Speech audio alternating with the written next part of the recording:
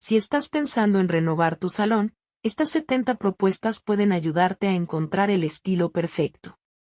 Analiza cada diseño y toma nota de la distribución, la iluminación y los elementos decorativos que hacen único cada ambiente. Para crear un ambiente que realzara este espectacular sofá de plena tendencia, se optó por un fondo en delicados tonos salmón, aportando una sensación cálida y natural al espacio. La decoración se complementó con muebles y accesorios de formas orgánicas e inspiración primitiva, como mesas elaboradas en madera y piedra, logrando un conjunto elegante, equilibrado y con mucha personalidad.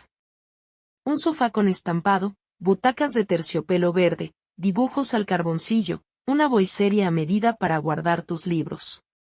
Parece París. La elección de los colores fue clave al momento de amueblar este salón.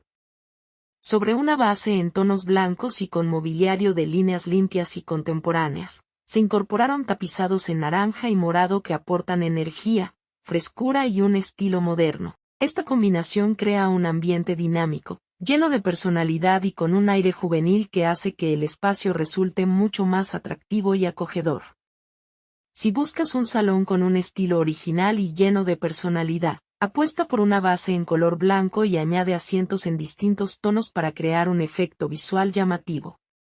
Completa la decoración con fotografías de gran formato, preferiblemente en blanco y negro, para aportar un toque artístico y sofisticado. Una combinación especialmente atractiva es un sofá en verde intenso acompañado de sillones en tonos rosados, logrando un ambiente moderno, creativo y con mucho carácter.